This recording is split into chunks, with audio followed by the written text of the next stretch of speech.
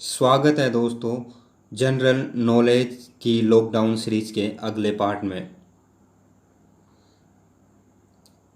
Question number first, तंत्र मंत्र संग्रहित वेद कौन सा है? तंत्र मंत्र संग्रहित वेद कौन सा है?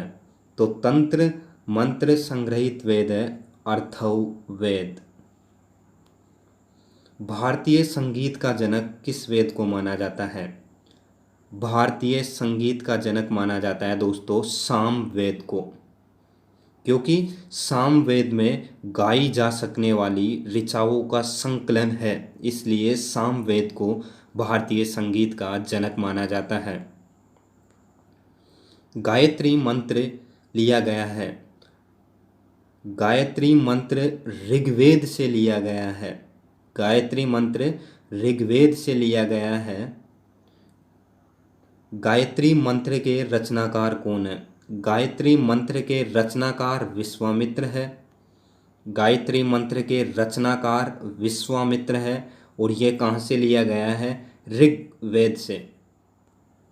और गायत्री मंत्र के बारे में और खासियत, गायत्री मंत्र सूर्य देवता को समर्पित है। कौन से देवता को? सूर्य देवता को समर्पित है गायत्री मंत्र। ठीक है, नेक्स्ट, गोत्र शब्द मिलता है दोस्तों, गोत्र शब्द अथर्ववेद में मिलता है। गोत्र शब्द कहाँ पे मिलता है? गोत्र शब्द अथर्ववेद में मिलता है। भागवत धर्म के प्रवर्तक कौन थे?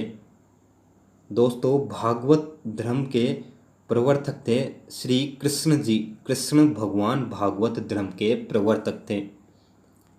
भक्ति आंदोलन का प्रारंभ किसने किया था? तो भक्ति आंदोलन का प्रारंभ अलवार संतों ने किया था। भक्ति आंदोलन का प्रारंभ अलवार संतों ने किया था। आर्यों के जानकारी का स्रोत क्या माना जाता है? तो आर्यों की जानकारी का स्रोत ऋग्वेद को माना जाता है। ऋग्वेद को आर्यों की जानकारी का स्रोत माना जाता है।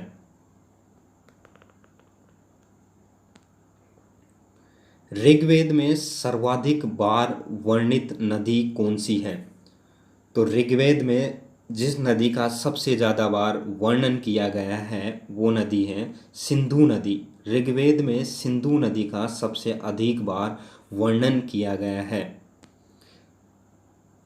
ऋग्वेद में वर्णित सबसे पवित्र नदी सरस्वती। दोस्तों, ऋग्वेद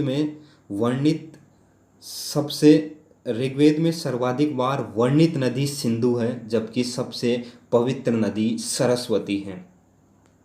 ऋग्वेद में वर्णित प्रमुख देवता इंद्र को माना जाता है।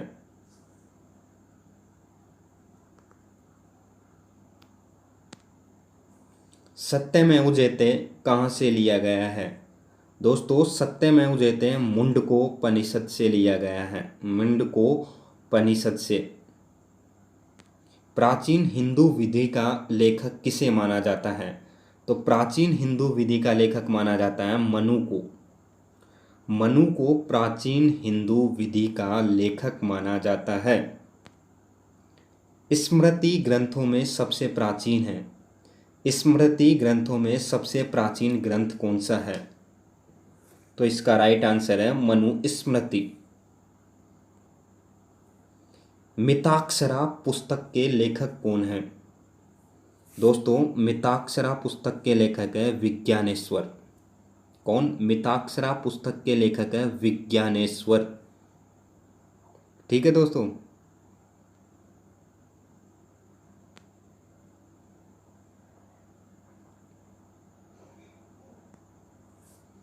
नेक्स्ट, महाभारत का अन्य नाम क्या है? तो महाभारत का अन्य नाम जय संहिता। महाभारत का अन्य नाम क्या है? जय संहिता। महाभारत के फारसी अनुवाद का शीर्षक क्या था? तो महाभारत का फारसी अनुवाद जिन्होंने भी किया था उसका शीर्षक क्या रखा था? उसका शीर्षक रखा था रज्मनामा। रज्मनामा। आर्यों का भारत आगमन कब से माना जाता है? तो आर्यों का भारत आगमन लगभग 1500 ईसा पूर्व से पहले से माना जाता है। आर्य सबसे पहले कहाँ पर बसे थे? तो आर्य सबसे पहले पंजाब एवं अफगानिस्तान में आकर बसे थे। ठीक है, आर्य सबसे पहले पंजाब एवं अफगानिस्तान में आकर बसे थे। ऋग्वेदिक आर्यों की भाषा क्या थी? ऋग्वेदिक आर्यों की भाषा थी संस्कृत। कौन सी? संस्कृत। आर्य लोग भारत आए थे, तो आर्य लोग भारत मध्य एशिया से आए थे। आर्य लोग भारत कहाँ से आए थे? आर्य लोग भारत मध्य एशिया से आए थे।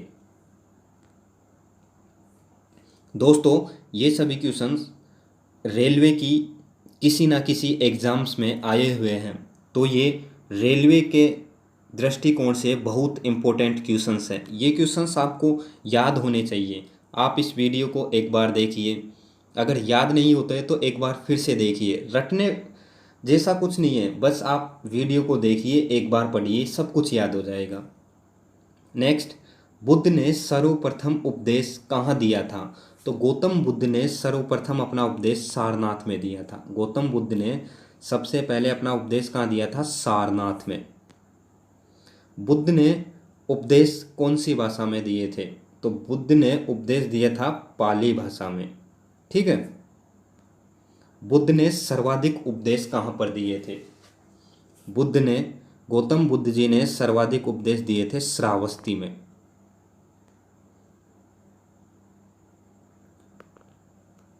बौद्ध धर्म के त्रिरत्न क्या है? तो बौद्ध धर्म के त्रिरत्न है बुद्ध, धम्म और संघ। बुद्ध, धम्म और संघ बौद्ध धर्म के त्रिरत्न हैं। बौद्ध धर्म ग्रहण करने वाली प्रथम महिला कौन थी? तो बौद्ध धर्म को ग्रहण करने वाली प्रथम महिला थी गौतमी। क्या? गौतमी।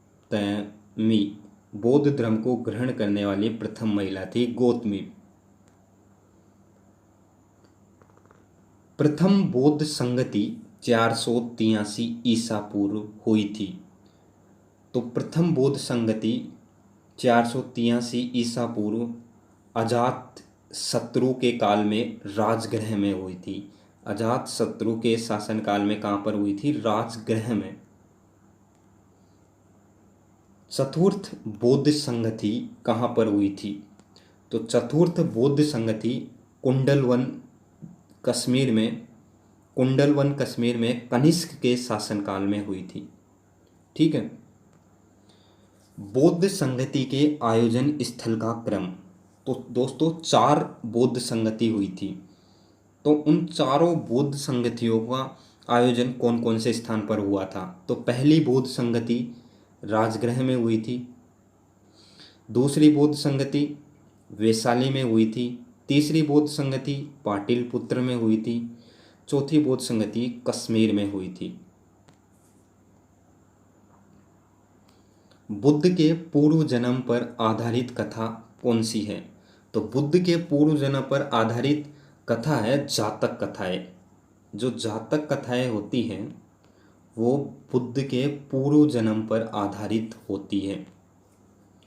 अजंता की गुफाओं में किस ग्रंथ का चित्रण है?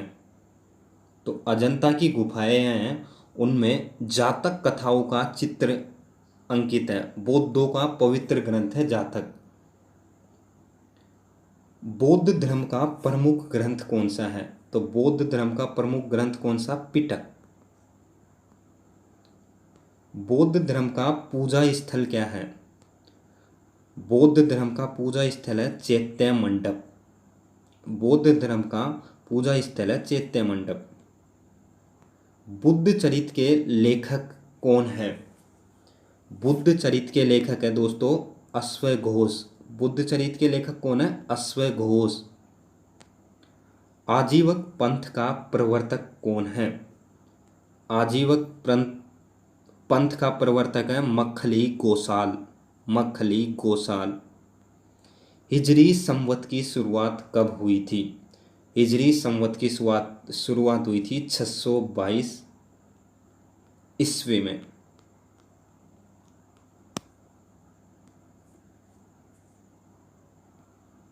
दोस्तों अगर इसी तरह के और भी वीडियो चाहते हैं तो आप हमारे चैनल को सब्सक्राइब कर लीजिएगा। हम रोज़ लेकर आएंगे आपके लिए इसी तरह के वीडियो। धन्यवाद दोस्तों।